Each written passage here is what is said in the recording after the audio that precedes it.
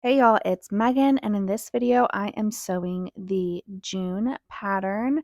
I'm doing the sleeveless option in this tutorial.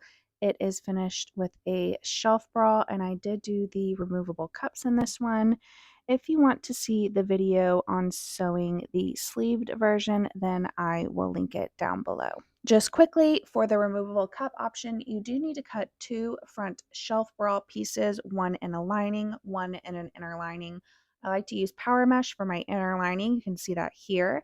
And you'll put those two front pieces wrong sides together, and you're going to baste them together. Your lining piece should have the cutout removed if you're using a removable cup. If you're just doing it for support, you can ignore that.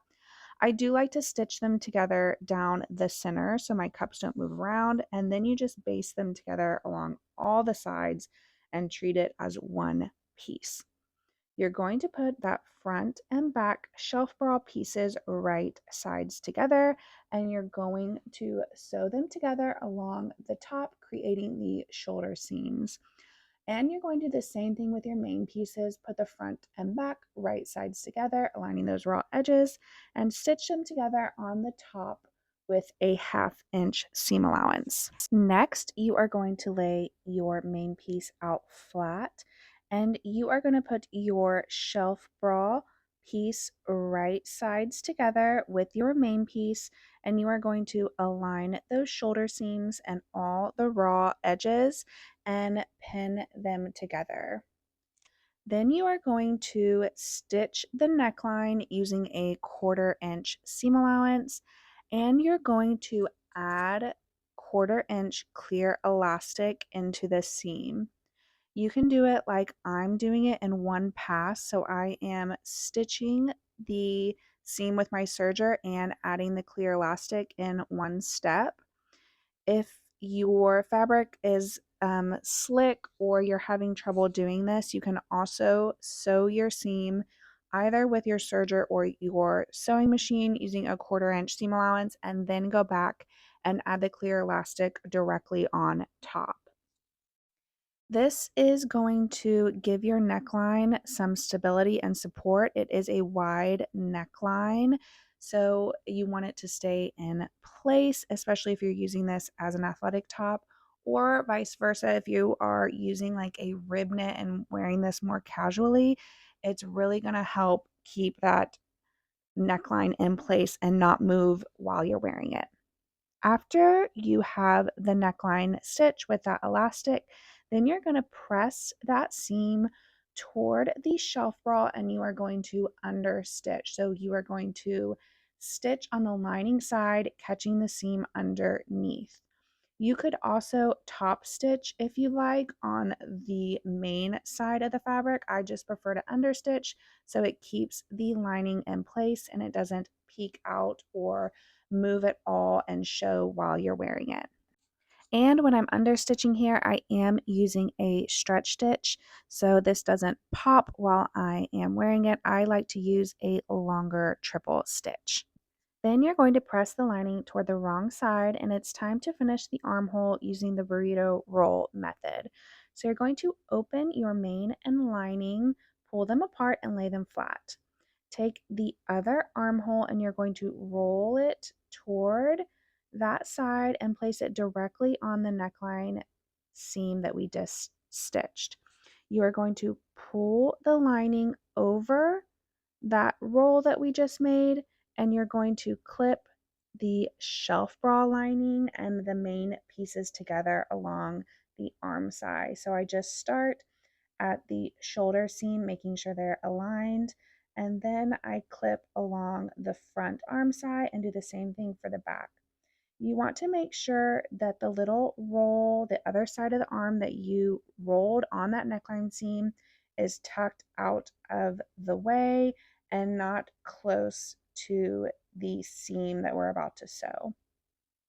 Once you have this all clipped together, you are going to sew the shelf bra and the main piece together along that arm side using a 1/4 inch seam allowance.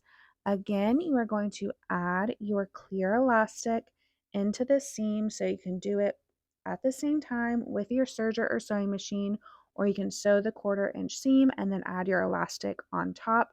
You are adding this with a 1-to-1 ratio. You are not stretching the elastic at all. If you stretch it, then that seam is going to gather and pucker. So just leave it 1-to-1, not stretching at all, just adding stability to the seam. And once you have it sewn, then you are going to pull it right side out. So you kind of stick your hand in the bodice and you grab that roll that was tucked inside and you start to pull it right side out.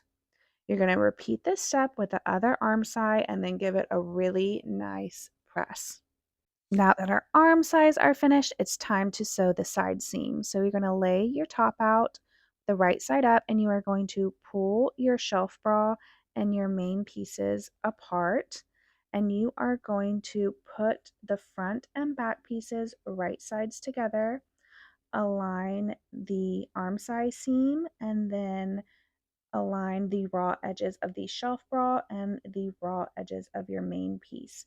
And you're going to stitch down each side, creating the side seam using a 1/2 inch seam allowance.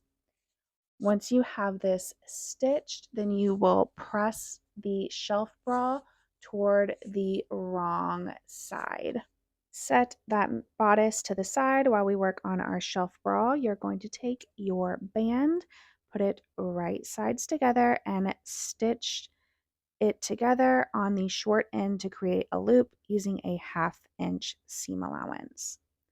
Then you're going to grab your elastic piece and you are going to overlap the ends by a 1/2 inch and you're going to stitch them together. I like to stitch a little rectangle and I use a wide zigzag here. Make sure that you are using a stretch stitch. Then you're going to take your elastic and you are going to place it over the band and you want to fold the band around the elastic wrong sides together.